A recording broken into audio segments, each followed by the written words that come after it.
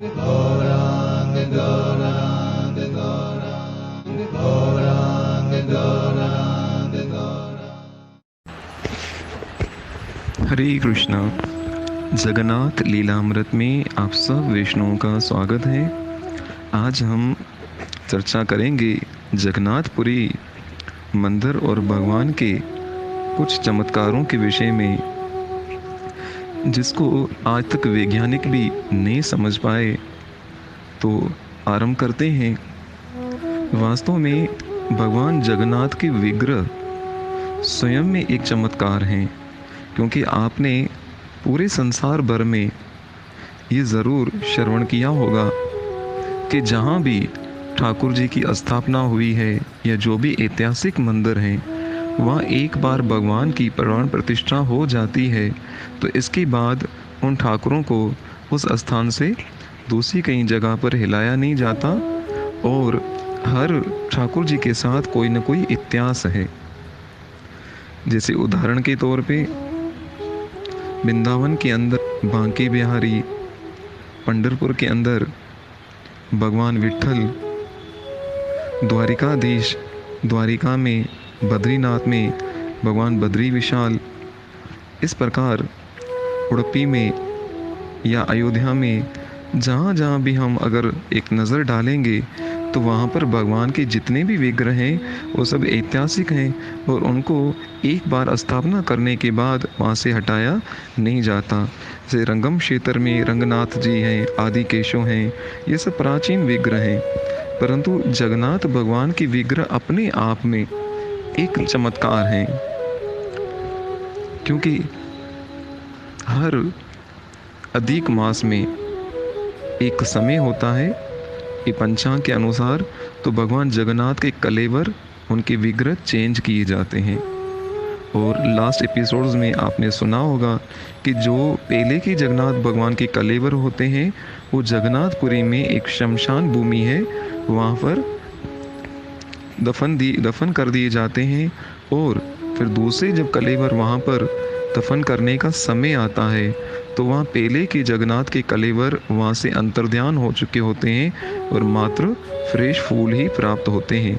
तो पहला तो चमत्कार ये भगवान जगन्नाथ जी के विग्रह जो किसी मंदिर में चेंज नहीं होते, एकमात्र भगवान जगन्नाथ के जो विग्रह हैं वो समय समय पर चेंज होते रहते हैं।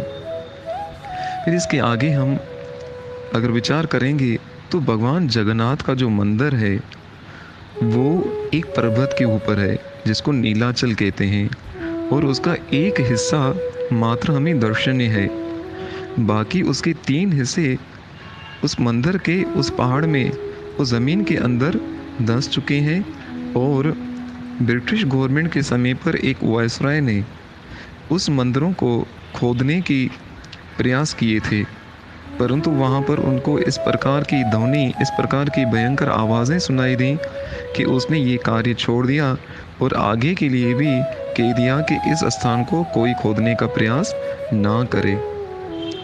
इसके आगे फिर एक और चर्चा करते हैं। हर मंदिर के ऊपर ध्वजा का हमें दर्शन होता है, और जगन्नाथपुरी में भी जो सबसे ऊपर जो शिखर है मेन भगवान जगन्नाथ जी का, वहाँ पर दिन में कई बार ध्वजा चेंज होती है, और वो ध्वजा लगभग 45 फीट होती है, 45 फीट के आसपास होती है। परंतु उस ध्वजा का चमत्कार ये है कि जिस दिशा में हवा बहती है वो ध्वजा उस हवा की दिशा में नहीं बहती, बल्कि वो ध्वजा उस हवा के अपोजिट दिशा में बहती है, यानी उल्टी दिशा में। और जगन्नाथपुरी के इस ध्वजा के बारे में इस प्रकार वर्णन मिलता है कि अगर किसी दिन भगवान जगन्नाथ के इस परकोटे के ऊपर ध्वजा न लहराई गई तो 18 साल तक भगवान जगन्नाथ के दर्शन नहीं हो पाएंगे।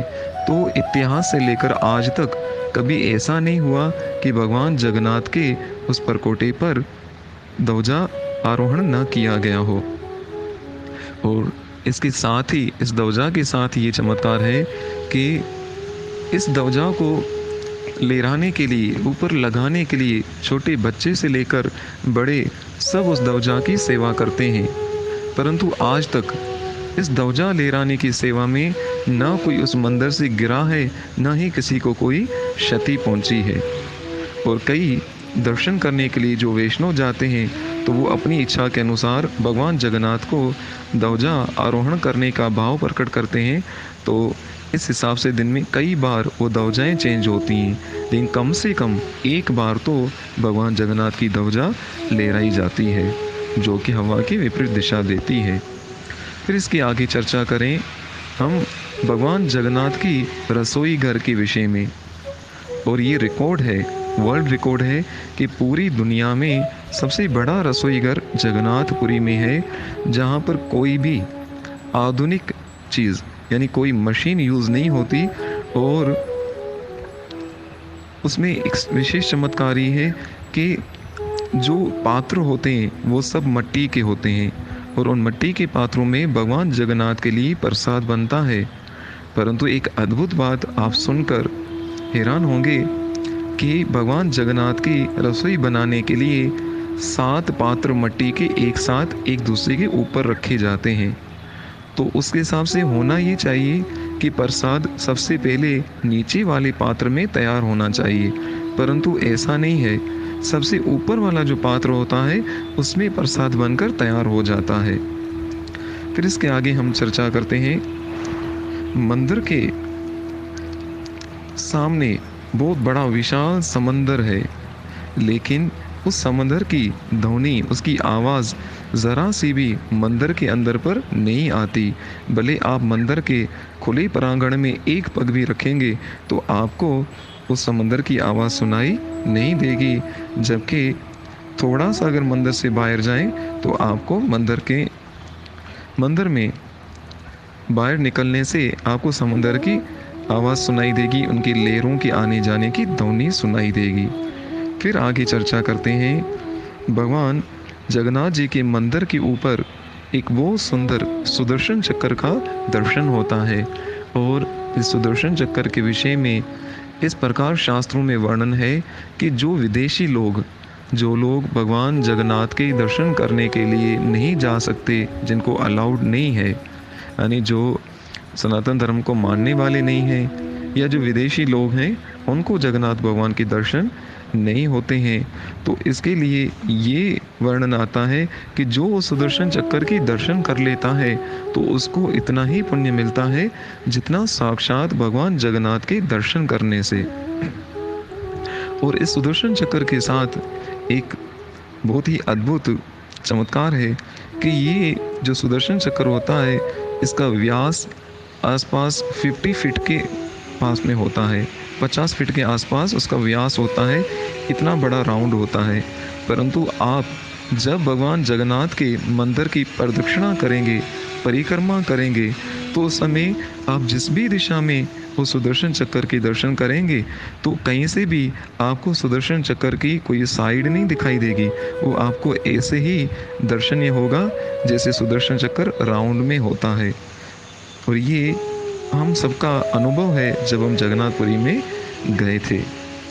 इसी प्रकार भगवान जगन्नाथ के रथ के बारे में भी आपको बता दूं कि जो भगवान जगन्नाथ का रथ तैयार होता है बलभद्र और सुभद्रा मैया के लिए भी, उन तीनों रथों में किसी भी प्रकार का कील या लोखंड की वस्तु यूज़ नहीं होती, वो पूरे का पूरा लकड़ी से बना हुआ होता है। तो इस प्रकार की और भी बहुत सारे चमत्कार हैं। कभी भगवान जगन्नाथ आपको बुलाएं जगन्नाथपुरी तो इन अद्भुत चमत्कारों के आप दर्शन कर सकते हैं। हरे कृष्णा। इसी प्रकार की जगन्नाथ भगवान से जुड़ी हुई अन्य विशेष बातों को हम श्रवण करेंगे, और जैसे जैसे हम आगे बढ़ेंगे तो भगवान जगन्नाथ के भक्तों के अद्भुत चरित्र का भी श्रवण करने का सौभाग्य मुझे सुनाने का और आपको सुनने का मौका मिलेगा। धन्यवाद। हरे कृष्णा।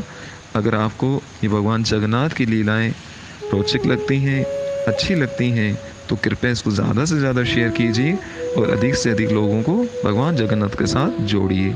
तब तक के लिए सदैव भगवान नाम का स्मरण कीजिए। हरे कृष्ण कृष्ण कृष्ण हरे हरे, हरे राम राम राम हरे हरे।